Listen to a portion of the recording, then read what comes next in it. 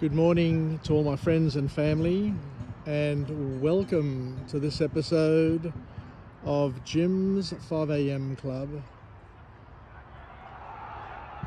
I'm at the King's School here at Parramatta on a Saturday, and there's a rugby match in play just behind us down there on the white oval. And what I'd love to do today is go for a walk and talk and have a chat about a book. And the book that I've selected for today's episode is entitled The Thriving Child, a book that was published on the 7th of June 2018 by a dual authorship of Dr. Williams Stixrud and Ned Johnson. This book offers parents and educators valuable insights into fostering resilience and success in children. Let's have a step through this book and see what we can learn. And we'll just go for a walk around this chapel here and take some notes and hopefully gain some valuable insights. The first key point that comes from this book is where the authors talk about understanding autonomy in children, because when it's all said and done, children are no different to adults. Children thrive when they have a sense of control over their lives. So, as an extension, allowing kids to make choices fosters independence and helps them develop decision-making skills, which is important for their growth, their development, and their sense of fulfillment as a person, even though they are not a fully grown person. The next key point that comes from the authors here is where they talk about the importance of stress management, because when it's all said and done, chronic stress can hinder a child's growth and development. Like it or not, stress is a problem for not only adults, but also, and probably more so, for children. So the key message that comes from this particular chapter of the book is that teaching children effective coping mechanisms can enhance their ability to manage stress and, most importantly, to promote well-being. We move on to talking about how we can reward children to be able to get the best out of them as they're growing up. And this is where the authors talk about how we need to maybe focus more on effort, emphasizing effort over outcomes, which is a beautiful insight.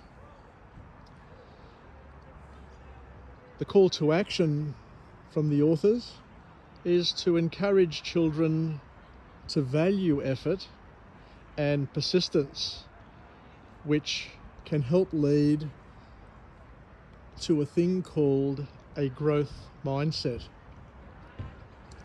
So rather than focusing on just outcomes, what the authors here are saying is that you're better off teaching children that the process and the effort is more important than the outcomes, because if you get the process right, and if you get the right mindset and the right effort, then chances are that you're going to also be able to get the right outcomes as well. So focusing on a growth mindset as opposed to a fixed mindset is the next key message that the authors talk about. The authors then go on to talk about how it's important to understand the role of relationships in a child's development and in their society, as well as their psychology as well, because we are all an expression of a relationship. We become who we are, or we are who we are, in a relation to somebody else. So strong relationships, according to the author, are crucial for healthy emotional development. They foster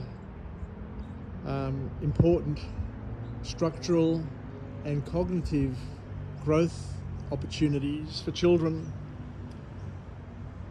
Having good and strong relationships foster supportive connections with family, with peers and mentors to enhance a child's social skills and emotional health.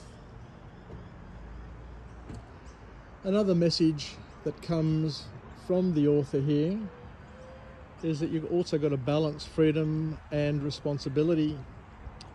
Children need both freedom and boundaries interwoven together in order to thrive. It can't be just boundaries, and it can't be just freedom. You need to be able to blend, to synthesize both of those things together in order to achieve the right and the best potential outcomes for your children. It's important to establish clear expectations whilst at the same time granting autonomy, helping children learn responsibility and develop their own forms of self-discipline. But another key message, of course, is that you need to encourage curiosity and exploration and a sense of adventure, because children, especially boys, love to be part of something, love adventure, and encouraging curiosity and exploration is another key message. Parents, where possible, need to understand that curiosity drives learning and personal growth, and they have a responsibility to create environments that stimulate exploration and creativity, allowing children to pursue their own interests. The next point is that we need to promote a healthy lifestyle. Physical health significantly impacts mental well-being, and this is something that really needs to be understood and respected.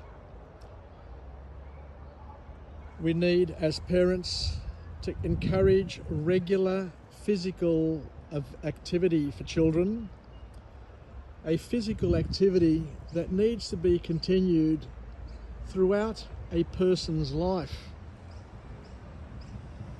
Physical activity, healthy eating, and sufficient sleep are all very, very important to support a child and an adult's overall development. And the last key point to come from this book is where we talk about fostering resilience through challenges. It's important to live and to lean just outside one's comfort zone. Overcoming difficulties builds strength and resilience.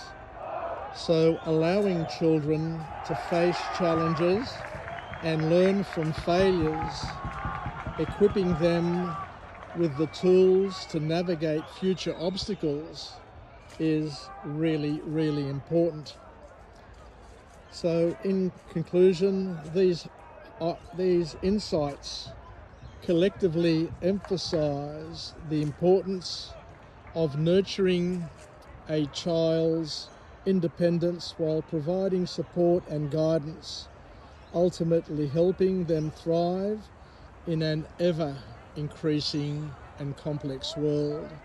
Take care everybody, yasas, and bye for now.